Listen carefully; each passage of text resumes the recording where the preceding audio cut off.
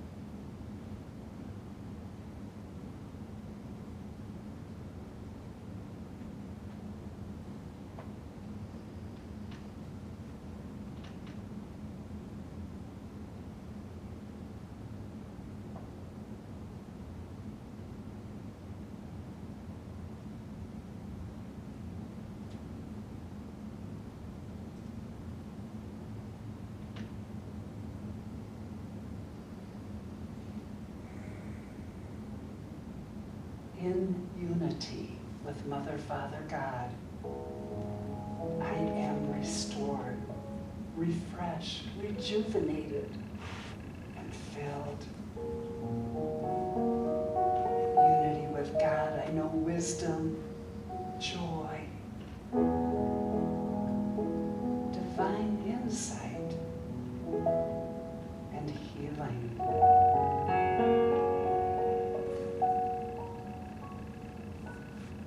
Moments of perfect unity, of oneness, I remember the truth of my being, and I remember to live confidently from that truth.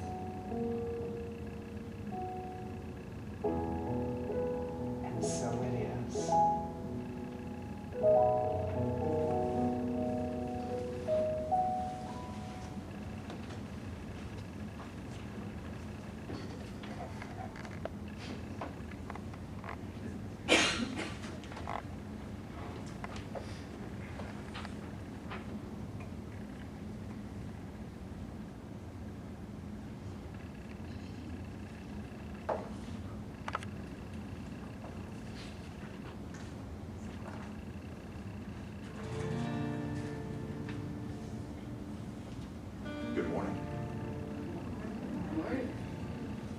This song is called Walking on Sacred Ground. And it was written with a friend of mine. She and I were reflecting on what it means to be consciously aware or to consciously know something. And that wherever we are embraced in the love of the Creator and of the divine. But are we consciously aware, or do we consciously recognize and realize that sacred space?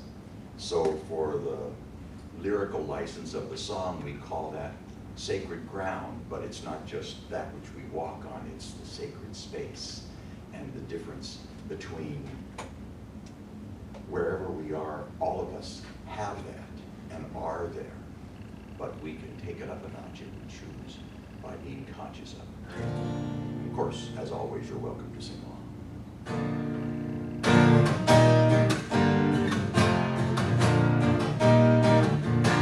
Walking on sacred ground, that's where I belong. I'll be living and loving and walking on sacred ground. Sacred ground is where I walk. Sacred ground is where I talk.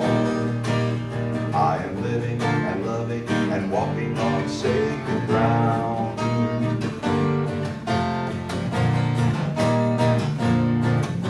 Now you won't know how, you won't know when, you won't know where to walk on sacred ground. You all know why, and you all know what to do to keep that sacred ground wrapped around you. Walking on sacred ground, that's where I belong. I'll be living and loving and walking on sacred ground. Sacred ground is where I walk. Sacred ground is where I talk. I am living and loving and walking on sacred ground.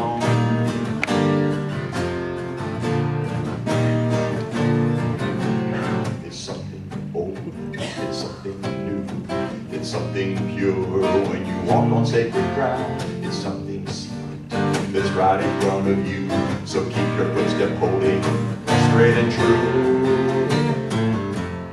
Walking on sacred ground, that's where I belong. I'll be living and loving and walking on sacred ground. Sacred ground is where I walk. Sacred ground is where I talk. I am living and loving and walking on sacred ground.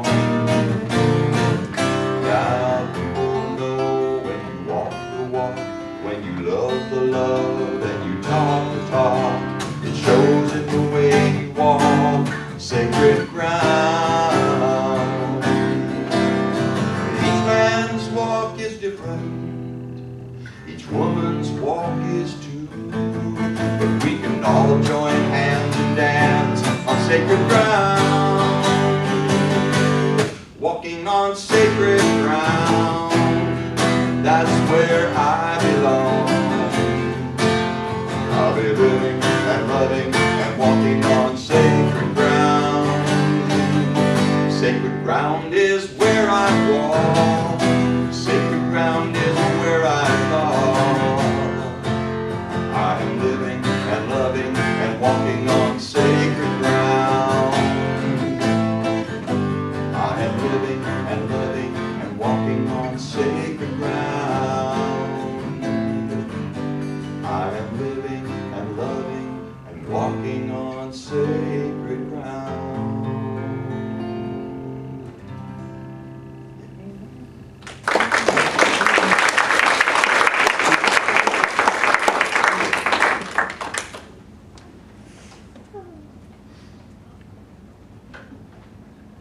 Thank you, Rich. And George, I'm so happy to know where hard-boiled eggs come from. I want to know what kind of chicken we need to get deviled eggs. There's no such Have an thing. answer, Regina? There's there's no such thing as devil egg, there are angel eggs, hon. Ah. Change You your heard it thinking. here first. Well, good morning. We are exploring what the Bible really has to say. We're looking at that from the perspective of misinterpretations of Scripture that have been used to beat up people of same gender orientation. Last Sunday, you heard a story about Yeshua, Jesus, working with a man who very boldly, very blatantly came up to him and said, "Would you please heal my lover, my male lover?" And Yeshua didn't chastise him for being homosexual. He held this man up as a paragon of faith in front of all the people he was talking to. Now, if you want to learn more about that, as most of you know, our lessons are on our website, at the very bottom of the home page. So if you want to learn more about that, go back and revisit last Sunday's lesson. I think you'll find it very interesting. Well, today we're going to look at some of the passages and stories from the Old Testament that are frequently misinterpreted and frequently used to harm our fellow man. I don't imagine there's anyone here who hasn't at some point in life heard something about the story of Sodom and Gomorrah. In a nutshell, two angels, two messengers of God, were sent to Sodom to meet with Lot, who was Abraham's son or nephew. Lot was a resident alien in the town of Sodom. And he convinced these angels, these visitors, to lodge with him, and they dined together that evening. But the Old Testament tells us, before they lay down, the men of the city, even the men of Sodom, compassed the house around, both young and old, all the people from every quarter. And they called to Lot and said to him, "Where are the men that came to you tonight? Bring them out to us, so that we may know them." In biblical times, somewhere like 6, 7, 8, 10,000 years ago, to know someone implied to know them intimately, to have sexual relationships with them. Ideally, it would represent consensual intimacy, but to know someone could also involve sexual assault, violent sex, which is all about demeaning and shaming. Well, Lot knew the people of this town, and he knew what they were up to. And we're told that he refused to give his gifts to the inhabitants, and instead, rather oddly, offered them his 2 virgin daughters. However, the people of the town refused this offer and complained about Lot, this alien resident in their midst, giving them orders, and they tried to break down his door. Now, Lot's angelic guests rescued him with a rather humorous way of doing it. Who says angels don't have a sense of humor? The people of the town were driven by their blind ambition to do harm to these visitors. That was how this town operated. That was their custom. They were not a hospitable place to go. You didn't want to go hang out in Sodom and Gomorrah as a foreigner, because they were not welcoming. They had a blind passion to do harm to foreigners. And the angels kind of played on that. The angels actually struck them blind so that they couldn't see physically, and ultimately had to disperse. And then the angels turned to Lot and commanded him to take his family and those of his household, we're going to visit that in a second, to leave Sodom and not look back. And the story goes on to say that as Sodom and Gomorrah were destroyed by brimstone and fire, Lot's wife looked back at the city and turned into a pillar of salt. Now that's another lesson for you and me from a spiritual perspective. When the angels told Lot to take those of his household, they were telling him to take those of your family who are ready to advance to higher spiritual understanding, those of his household. They predicted the rain and apparently caused it to happen, fire and brimstone. You might remember when we do our burning bowl ceremony at the end of the year, we use fire. Fire purifies. Fire gets rid of what we want to release. It purifies error thought and opens us to newer and higher ways of living and being. With fire, despite outer appearances, nothing is actually destroyed. It is transmuted. It's purified for the very purpose of higher thinking and of a higher spiritual experience. So fire and brimstone rained on the cities of Sodom and Gomorrah, an act of purification. And Lot's wife turned around and looked back and turned into a pillar of salt. What's that all about? Salt, way back then, was well known as a preservative. And when she turned around and looked back, it was about preserving what was, preserving who she was living in that town, preserving perhaps her activities, her memories. She wasn't ready to go with Lot and those of his household who were ready to move on to higher spiritual understanding. She turned back and got stuck in the past. When we cling to old ways of being, that definitely stops us in our tracks in our spiritual development. That, in a nutshell, is the story that is so often misinterpreted. We need to dig a little bit deeper. We're told in Genesis that Sodom and Gomorrah were destroyed because of grievous sin. And it was implied or misinterpreted, misunderstood that this grievous sin that so offended Jehovah was homosexuality. Was it? We get insight into this in the classical Jewish texts, which cite very specifically cruelty and lack of hospitality of the inhabitants of Sodom and Gomorrah to strangers, not homosexuality. Hospitality back in those days and still today was a very serious business to the Hebrew people, to the Jewish people. It was important socially, and it was an innate part of their religious practice to be hospitable, to be warm and welcoming to strangers, to offer food and drink and lodging, to welcome strangers and travelers into their home. But the practice of the people of Sodom and Gomorrah, we're told in the old Jewish texts, was very, very different.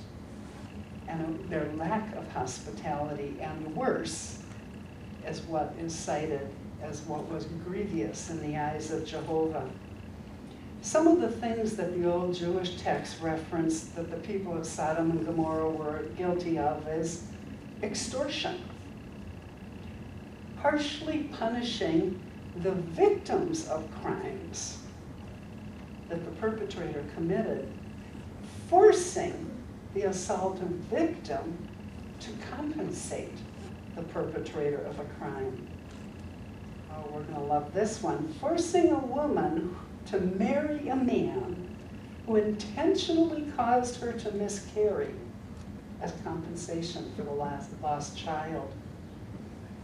The citizens were also known to torture foreigners who sought lodging, and they had a whole system of being cruel to beggars. You see, in Sodom and Gomorrah, giving bread and water to those who had none was a capital offense.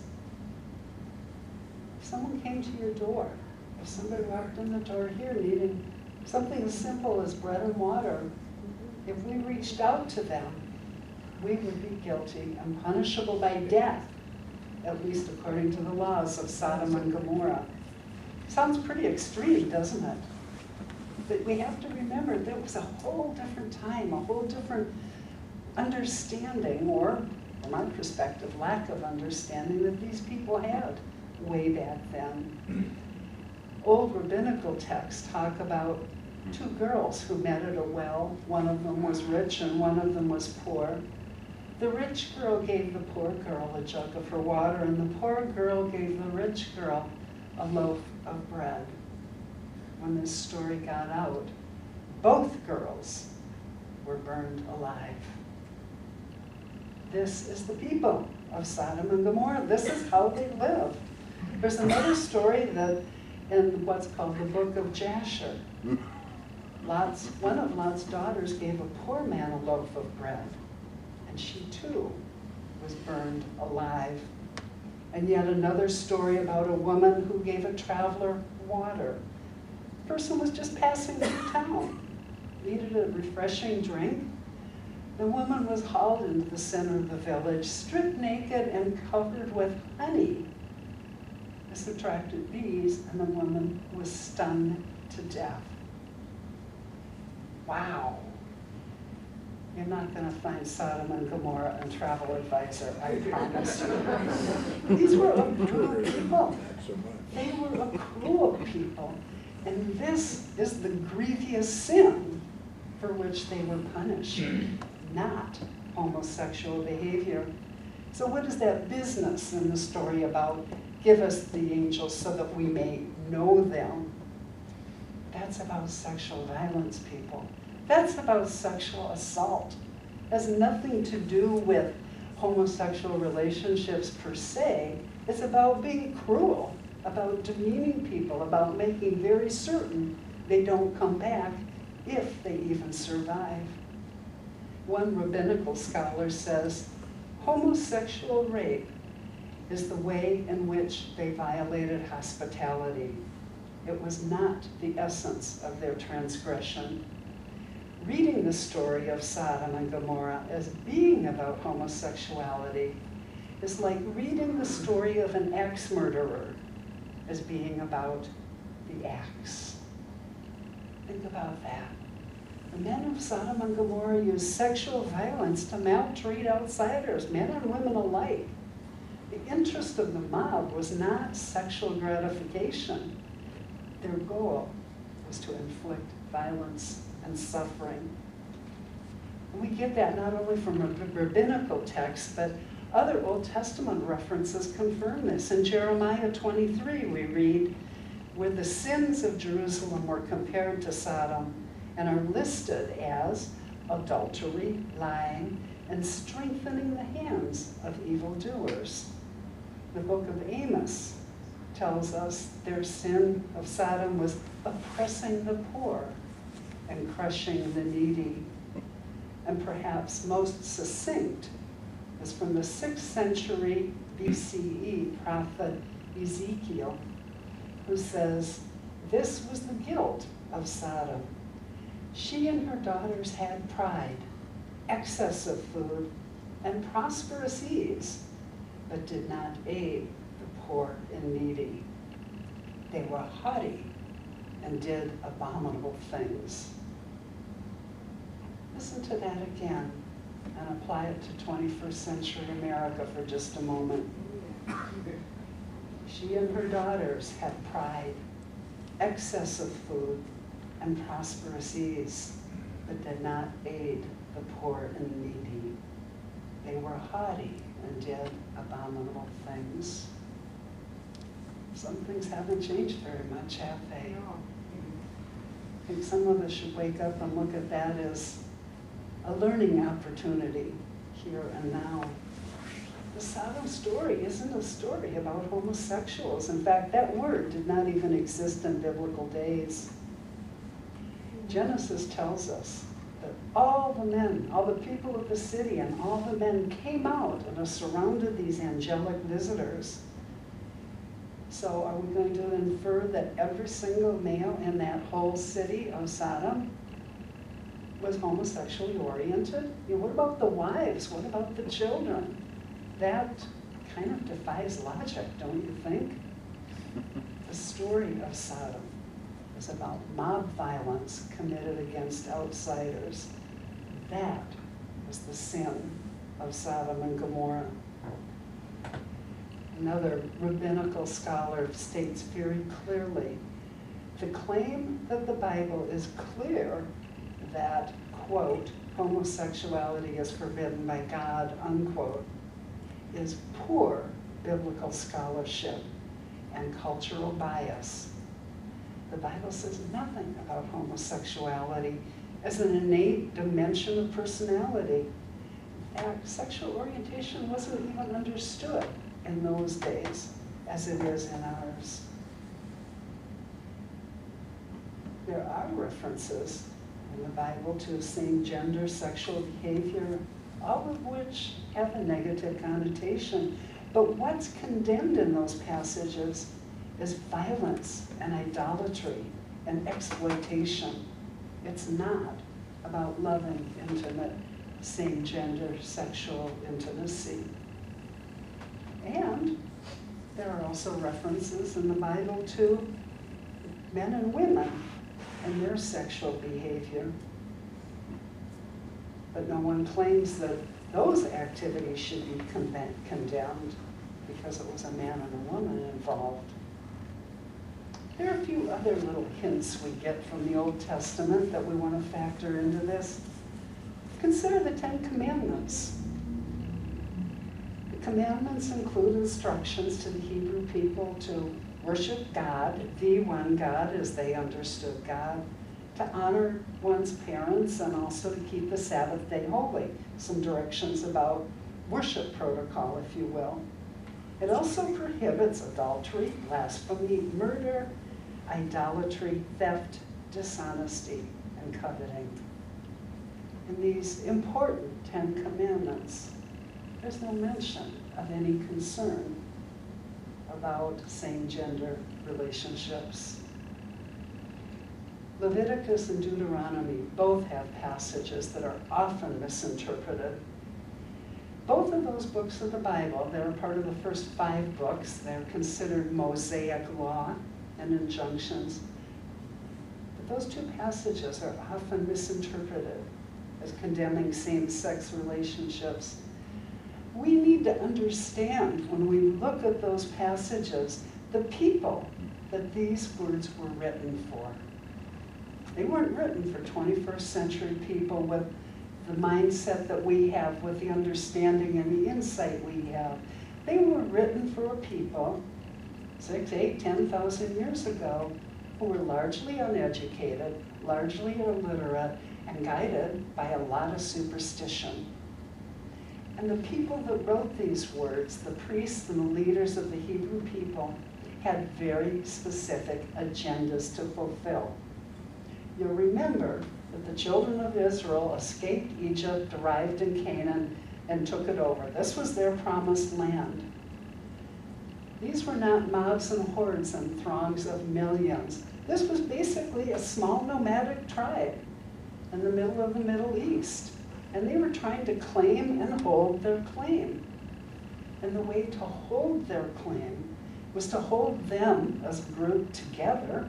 And a lot of that revolved around worship the one God.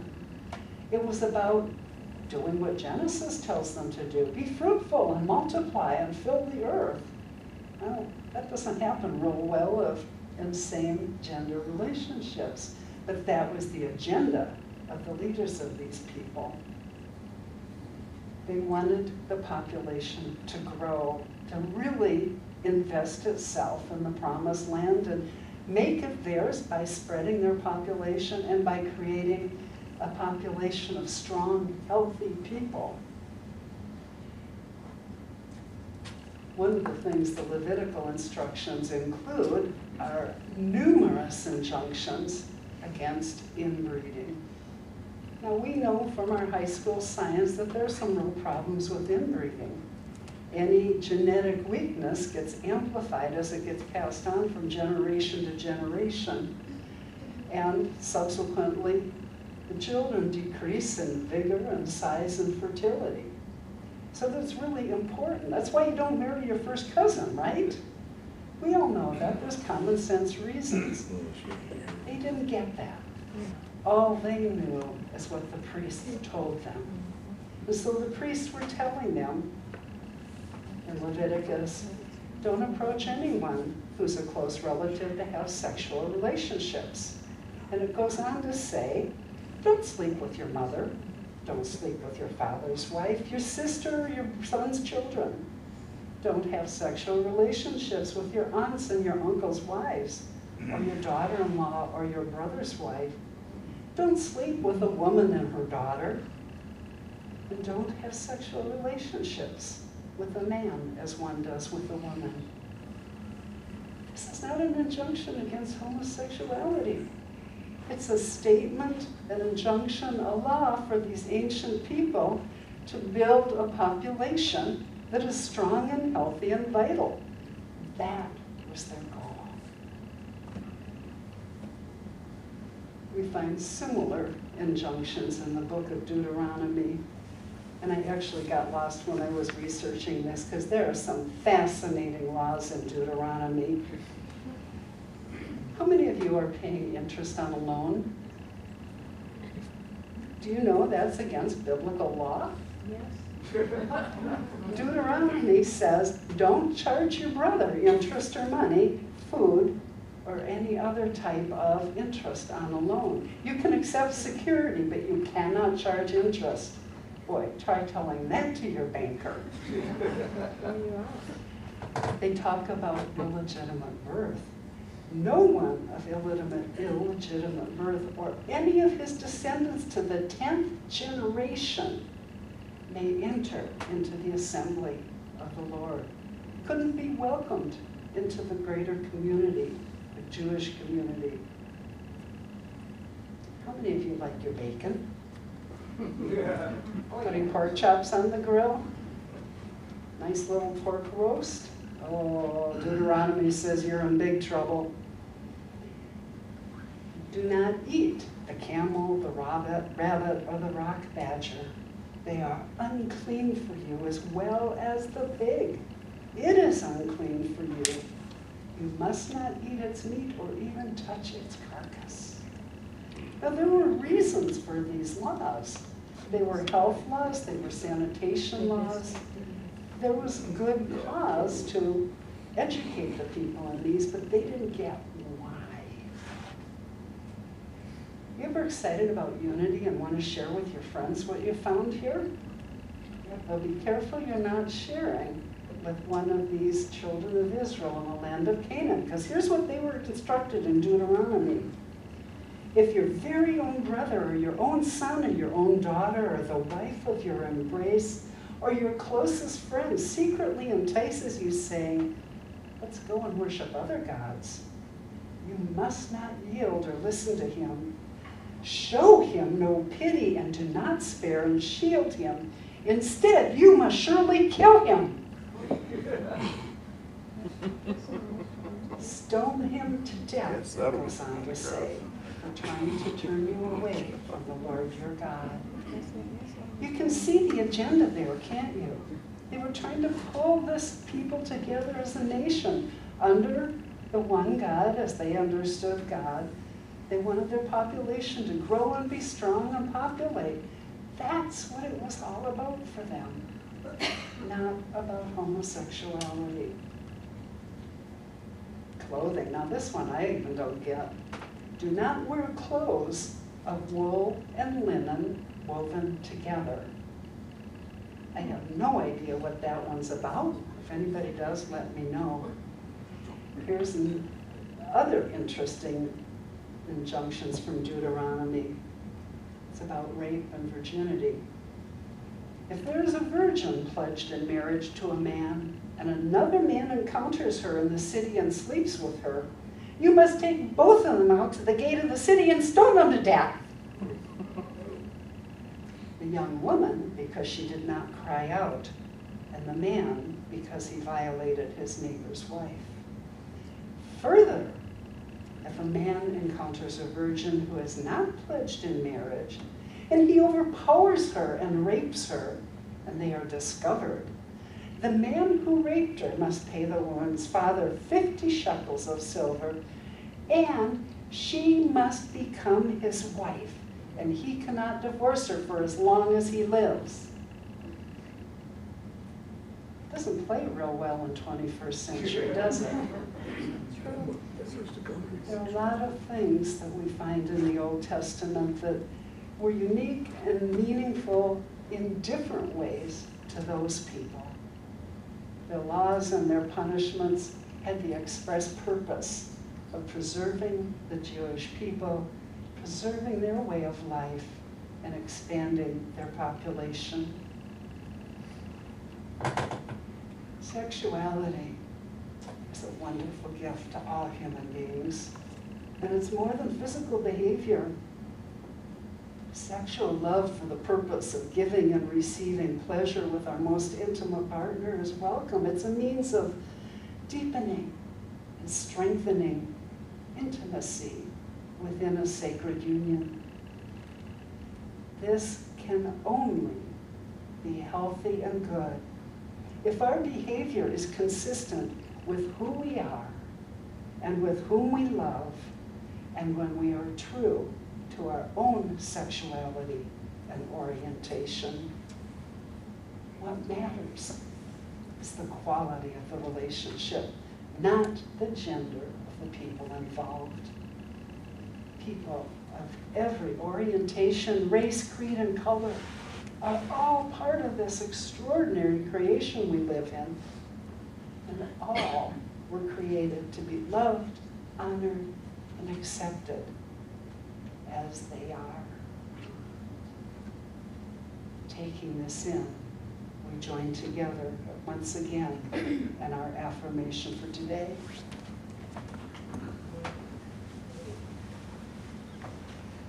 The Christ in me recognizes the innate divinity of all people. Regardless of outer appearance or orientation, we are all one. Namaste. And so it is.